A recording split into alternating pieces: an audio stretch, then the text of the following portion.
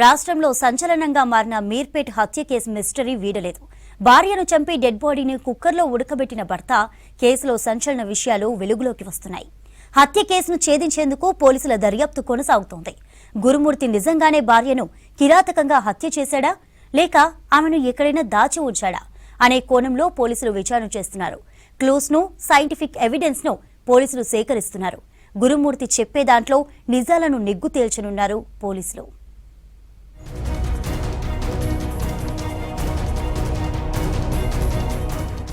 భార్యతో మనస్పర్ధలు, ఆ తర్వాత గొడవలు, చివరికి అత్యంత దారుణ హత్య సంచలనంగా మారింది. ఈ యథార్థ ఘటన నగర శివారు ప్రాంతమైన రాచకొండ కమిషనరేట్లోని మీర్పేట్లో కలకలం రేపుతోంది. భార్యను చంపి ముక్కలు చేసిన తర్వాత ఆ మాంసం ముద్దలను కుక్కర్లో ఉడకబెట్టాడు. ఆ తర్వాత ఎండబెట్టి పొడిగా చేసి దగ్గరలో ఉన్న జిల్లెలుగూడ చందన చెరువులో కలిపివేశాడు. ఈ కేసులో ప్రస్తుతం గురుమూర్తి పోలీస్ కస్టడీలో ఉండగా హత్యకు సంబంధించిన సంచలన విషయాలు పోలీసులకు చెప్పినట్లు తెలుస్తోంది. దానికి సంబంధించిన వివరాలు ఒక్కొక్కటి బయటపడుతున్నాయి.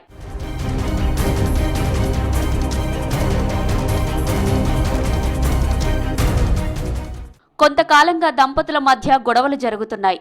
దీంతో భార్యపై గురుమూర్తి అనుమానం పెంచుకున్నాడు. ఈ క్రమంలోనే ఆమెను చంపాలని ప్లాన్ చేశాడు. అందులో భాగంగా సంక్రాంతి పండుగకు 2 పిల్లలను అమ్మమ్మ ఇంటికి పంపించాడు. అదే రోజు అంటే ఈ నెల 13న రాత్రి దంపతుల మధ్య గొడవ జరిగింది. కోపంలో మాధవి తాలిబొట్టును తీసి గురుమూర్తి మొహంపై విసిరేసింది.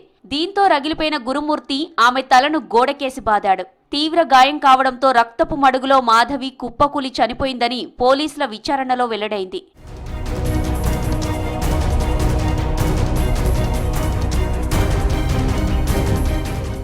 గురుమూర్తి ఆర్మీలో పనిచేసి రిటైర్ అయిన వ్యక్తి. ప్రస్తుతం DRDOలో ప్రైవేటు సెక్యూరిటీ గార్డుగా పనిచేస్తున్నారు. ప్రకాశం జిల్లా జేపీ చెరువుకు చెందిన గురుమూర్తికి మాధవితో 13 ఏళ్ల క్రితం వివాహమైంది. అప్పుడు ఆర్మీలో ఉన్న గురుమూర్తి 35 ఏళ్ల వయసుకే రిటైర్ అయ్యాడు. హైదరాబాద్ మీర్పేటలోని ఓ అపార్ట్మెంటులో కుటుంబంతో కలిసి అద్దెకుంటున్నాడు. అయితే తరచూ ఇద్దరి మధ్య గొడవలు జరుగుతుండేవి. అవి కాస్త పెద్దవై దారుణ హత్యకు దారితీసింది. భార్య మాధవిని చంపాలని పక్కాగా ప్లాన్ చేసుకున్నాడు గురుమూర్తి. అందుకోసం సంక్రాంతి సెలవులని ఎంచుకున్నాడు. ప్రకాశం జిల్లాలో ఉన్న అత్తమామల ఇంటికి ఈ నెల 13న తన పిల్లలను పంపించేశాడు. అపార్ట్మెంట్లోనూ చాలా మంది పండక్కి ఊర్లకు వెళ్లిపోయారు. దీంతో ఆ ప్రాంతం నిర్మానుష్యంగా మారింది. ఇదే అదునుగా భావించిన గురుమూర్తి భార్యను కిరాతకంగా హతమార్చాడు.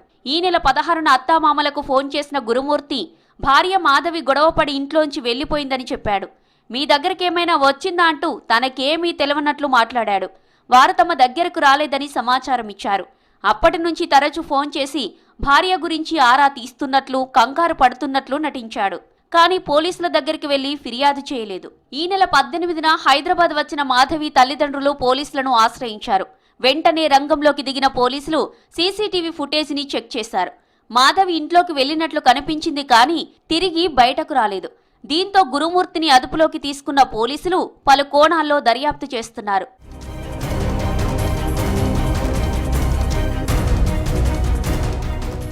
విచారణలో ఒక్కో విషయం బయటకు వస్తుంటే పోలీసులే షాక్ అయ్యారు. భార్యను చంపాక ఆమె మృతదేహాన్ని ఎలా మాయం చేశాడో తెలుసుకొని దిగ్భ్రాంతికి గురయ్యారు. హత్య జరిగింది కానీ శవం ఆనవాళ్లు లేవు. చంపింది ఎవరో తెలుసు కానీ నిరూపించే పక్కా ఆధారాలు లేవు. ఓ సైకో క్రిమినల్ మైండ్తో చేసిన మర్డర్ ఇప్పుడు షాకింగ్ గా మారింది. మర్డర్ నుంచి ఎస్కేప్ కావడం కోసం మిలిటరీ తెలివితేటలు వాడాడు ఈ సైకో. ఈ కేసులో సీసీ ఫుటేజ్ కీలకంగా మారింది. ఫిర్యాదు ఇచ్చిన సుబ్బమ్మ దాంట్లో ఇచ్చిన కంప్లైంట్ ఏందనగా జనవరి 16వ తారీఖు తన కుమార్తె మాధవికి, అల్లుడికి గురుమూర్తికి ఇద్దరికి చిన్నపాటి గొడవ జరిగిందని, ఆ గొడవ జరిగితే మధ్యాహ్నం 12 o'clock ఆ సమయంలో ఈ మాధవి ఇంటి నుంచి వెళ్ళిపోయిందని చెప్పి ఫిర్యాదు ఇవ్వగా ఆమె ఫిర్యాదు మేరకు కేసు నమోదు చేయడం జరిగింది. గురుమూర్తి పోలీసులను కన్ఫ్యూజ్ చేస్తున్నాడు.